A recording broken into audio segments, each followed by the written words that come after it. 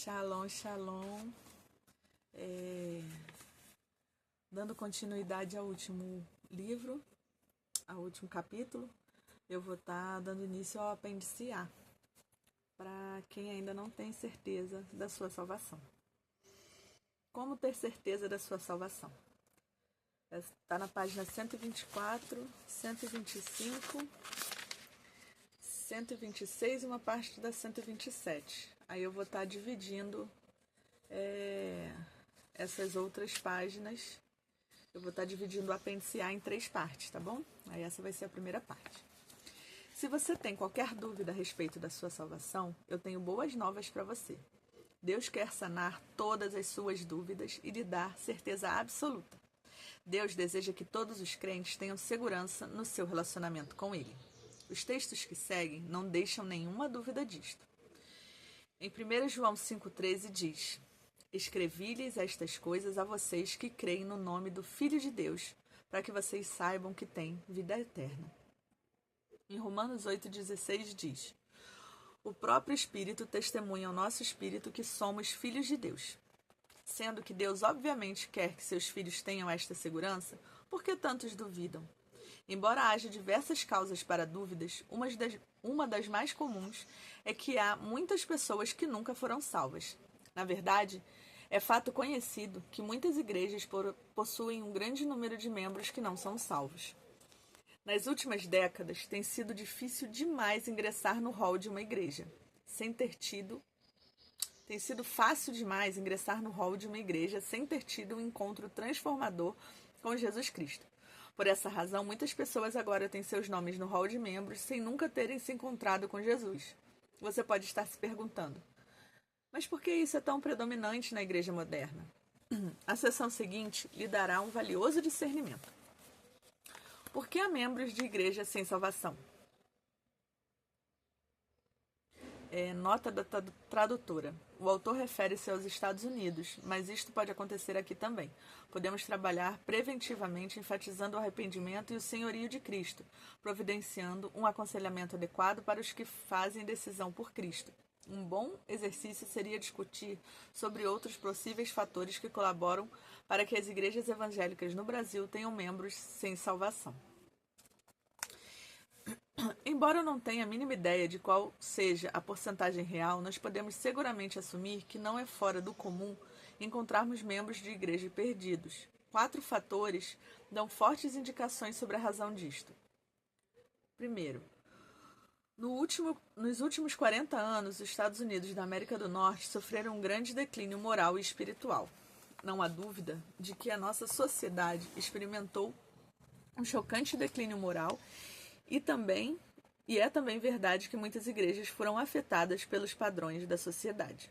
Vemos na história que em tempos de tal declínio espiritual, a convicção do pecado e a reverência a Deus tendem a diminuir.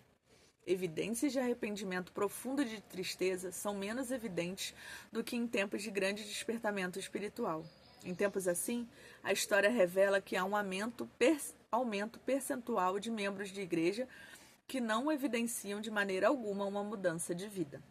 Em 1 João 2,19, encontramos uma indicação da razão de mais da metade dos membros de igreja na América nunca virem à igreja. Eles saíram do nosso meio, mas na realidade não eram dos nossos, pois se fossem nossos, teriam permanecido conosco. O fato de terem saído mostra que nenhum deles era dos nossos. Embora tais membros tenham levantado sua mão num culto ou preenchido uma ficha de membro, eles não manifestaram arrependimento e muitas vezes não são encontrados 6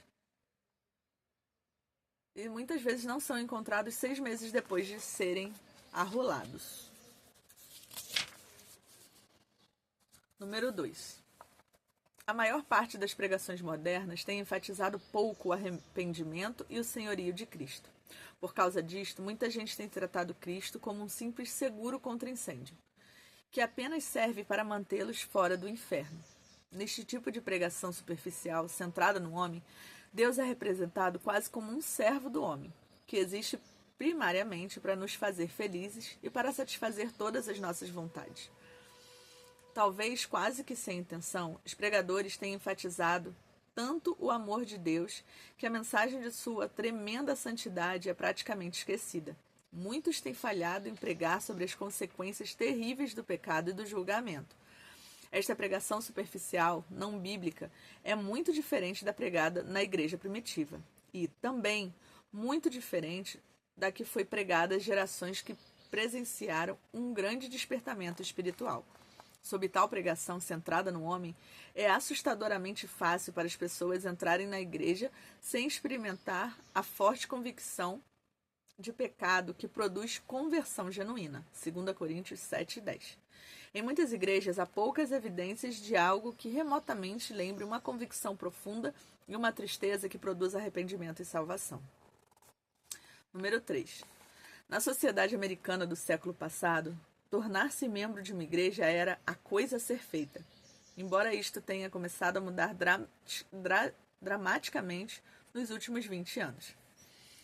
Quando ser membro de uma igreja é uma norma, torna-se fácil para as pessoas ingressarem na igreja sem um compromisso pessoal com Cristo.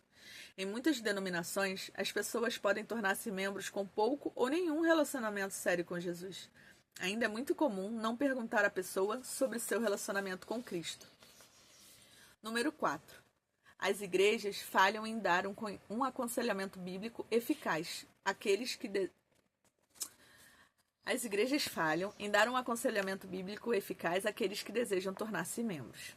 Em muitos casos, os candidatos são recebidos instantaneamente com a mera suposição de que nasceram de novo. Por isso, na América do Norte, há muitos que se uniram à igreja, mas nunca se uniram a Cristo. Seus nomes estão numa ficha de membro, mas nunca ninguém os levou a fazer uma oração de arrependimento e de entrega a Cristo pela fé. Considerando esses 4 fatores, você pode ver como é fácil para as pessoas ingressarem em muitas igrejas sem serem salvos. Ao ler esses fatores, você pode sentir que algum descreve sua própria experiência. Na sessão seguinte, eu fiz uma lista de afirmações mais comuns feitas por membros de igreja que mais tarde chegaram ao entendimento de que eles não eram salvos. No tempo da sua decisão, muitas dessas pessoas não tinham a mínima ideia de que eles estavam fazendo uma profissão de fé falsa. Somente ao fazer uma retrospectiva, eles entenderam que fizeram uma decisão inadequada. Considere em oração qualquer destas afirmações que se aplicar a você. Então, no próximo vídeo, eu vou estar falando sobre as razões mais comuns para falsas profissões de fé, tá bom? E aí a gente encerra esse daqui e eu já vou começar o próximo agora. Beijinho!